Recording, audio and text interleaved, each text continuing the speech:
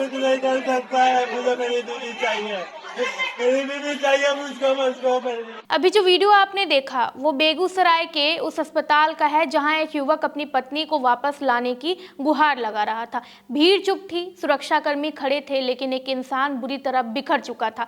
नाम था उसका मोहम्मद शहजाद, जो अस्पताल की इमारत से कूदने को तैयार था, बस एक बार अपनी बीवी से बात करने के लिए। तो आखिर ये प्यार का मामला है क्या? चलिए इसे समझते हैं थोड़ी गहराई से। ये पूरा मामला बिहार के बेगूसराय जिले से सामने आया है, जहां मोहम्मद शहजाद नाम का एक युवक अपने पत्नी को वापस पाने की गुहार लगाते हुए अस्पताल परिसर में चीख चीख कर रोता और गिड़गिड़ाता नजर आ रहा है। वो इमोशनली इतना ज्यादा टूट चुका था कि बार बार अपनी पत्नी से मिलने की जिद करता रहा और अस्पताल की इमारत से कूदकर जान देने की धमकी देने लगा। उसकी तकलीफ और बेबसी साफ झलक रही थी जब वो बार बार यही कहता कि मुझे मेरी बीवी चाहिए, मुझे कोई और नहीं चाहिए, मुझे बस एक बार उससे बात करनी है। कुछ नहीं कर सकता है, मुझे मेरी बीवी चाहिए, मेरी बीवी चाहिए मुझको जिएंगे तो उस लड़की के साथ नहीं तो मर जाएंगे हम जिएंगे तो उसी लड़की के साथ नहीं तो मर जाएंगे हम।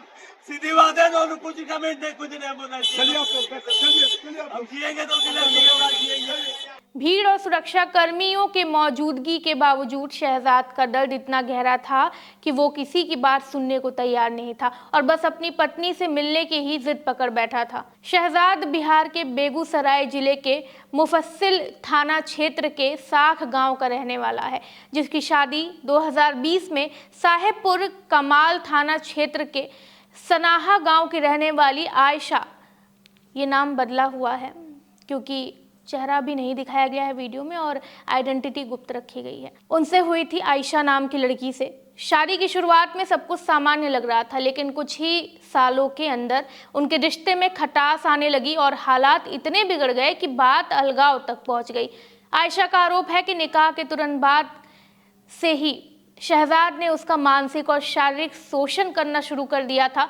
वो उस पर दहेज लाने का दबाव डालता था, घर खर्च के पैसे नहीं देता था, जब वो बीमार पड़ती तो इलाज के लिए नकार देता और बात बात पर मारपीट करता था।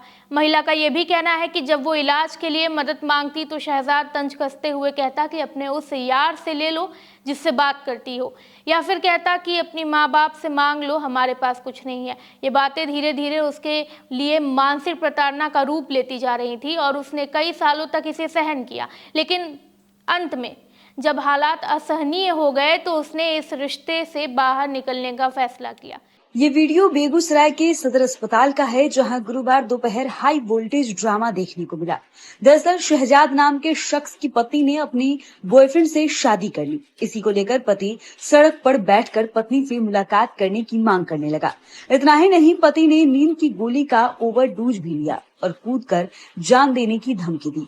इधर पत्नी अपनी 2.5 साल की बच्ची के साथ अस्पताल पहुंची, जहां उसने पति पर प्रताड़ित करने के आरोप लगाए। महिला का कहना है कि उसने अपने कॉलेज के हिंदू दोस्त से मंदिर में शादी रचा ली है। महिला का आरोप है कि वो इलाज के लिए जब भी पैसे मांगती थी, शहजाद उससे कहता था कि तुम जिससे प्यार करती हो, जिससे बात करती हो, उसी से पैसे मांग लो, हम नहीं देंगे। धीरे धीरे ये घरेलू हिंसा मानसिक प्रताड़ना का रूप ले लेती है। महिला के अनुसार वो 5 साल तक इस हिंसा को झेलती रही, लेकिन आखिरकार अब उसने बाहर निकलने का फैसला कर लिया। आयशा ने बताया कि वो कॉलेज के समय से विकेश पासवान नाम के युवक को जानती थी। हालांकि शादी के बाद उन्होंने उससे बात करना बंद कर दिया था, लेकिन जब दिल्ली में भी शहजाद द्वारा प्रताड़ना जारी रहा और झूठ बोलकर उसे 50 गज जमीन और मकान दिखाने के नाम पर दिल्ली ले जाया गया, तब भी महिला को राहत नहीं मिली।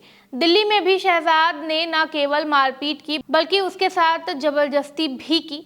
मार्च में जब दोनों गांव लौटे तो वहां भी शारीरिक हिंसा हुई और आखिरकार 27 मार्च को महिला ने विकेश को फोन किया और दोनों ने मंदिर में जाकर शादी कर ली। उस वक्त उसकी 2.5 साल की बच्ची भी साथ थी। विकेश के साथ वो महिला अपने नई जिंदगी शुरू कर चुकी थी और दोबारा अपने पहले पति के पास लौटने को तैयार नहीं थी। वो साफ कह चुकी है कि अब मैं शहजाद के साथ नहीं रह सकती। उसने मुझे और मेरी बच्ची को कई बार जान से मारने की धमकी दी है। वहीं महिला के चले जाने के बाद मोहम्मद शहजाद ने 30 मार्च को मुफस्सिल थाना में विकेश पासवान के खिलाफ अपहरण का मामला दर्ज कराया, जिसमें आरोप लगाया गया कि उसकी पत्नी को बहला फुसलाकर भगा ले जाया गया है। हालांकि महिला ने 2 अप्रैल को कोर्ट में पेश होकर साफ कह दिया कि वो अपनी मर्जी से विकेश के साथ गई है और अब उसी के साथ रहना चाहती है। इस घटना के बाद शहजाद मानसिक रूप से टूट चुका था। 9 अप्रैल को उसने पुलिस के सामने ही नींद की 10 से 12 गोलियां खा ली, जिसके बाद उसे गंभीर हालात में बेगूसराय सदर अस्पताल के आईसीयू में भर्ती कराया गया। अगले ही दिन यानी 10 अप्रैल को जब उसे पता चला कि उसकी पत्नी मेडिकल जांच के लिए उसी अस्पताल में आई है, तो वो अपना आपा खो बैठा। अस्पताल के भीतर वो चीखते हुए चिल्लाते हुए कहने लगा, मुझे मेरी बीवी चाहिए, मुझे उससे एक बार बात करनी है, मैं किसी को परेशान नहीं करूँगा, मैं अस्पताल से घर नहीं जाऊँगा, अगर वो नहीं मिली तो मैं जान दे दूंगा। इस दौरान उसने अस्पताल की बिल्डिंग से कूदने की भी धमकी दी, जिससे वहां अफरा तफरी मच गई। सुरक्षा कर्मियों ने किसी तरह हालात को काबू में किया।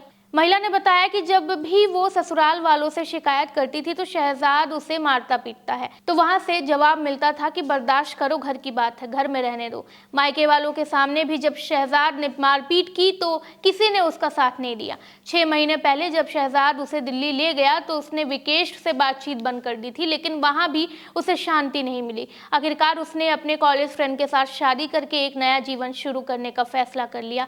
उसने कहा कि अब मैं किसी भी हालात में शहजाद के पास नहीं जाऊंगी, मेरी बेटी और मुझे उससे खतरा है, अब मैं विकेश के साथ ही रहूंगी। मैंने अपनी मर्जी से शादी की है और कोर्ट में भी बयान दे चुकी हूं। शहजाद के भाई ने इस मामले पर प्रतिक्रिया देते हुए कहा है कि दोनों पति पत्नी के बीच लंबे समय से अनबन चल रही थी। शहजाद टाइल्स मिस्त्री का काम करता है और बीवी के चले जाने के बाद वो गहरे सदमे में है। गोलियां खाने के पीछे भी यही वजह है। ये मामला एक टूटे रिश्ते, घरेलू हिंसा, सामाजिक दबाव और महिला की आत्मनिर्णय की कहानी है, जहां एक ओर टूटे हुए पति की बेबसी नजर आती है तो दूसरी ओर महिला अपने आत्मसम्मान के लिए संघर्ष करती दिखती है। कोर्ट में बयान देने के बावजूद पति बार बार पत्नी से मिलने की मांग कर रहा है और मामला अब कानूनी पेचीदगियों में उलझ गया है। समाज के लिए ये बड़ा सवाल है कि क्या एक महिला को अपने ही घर में सुरक्षित महसूस ना करना उसकी गलती है या फिर उसे अपनी ज़िंदगी चुनने का हक नहीं है?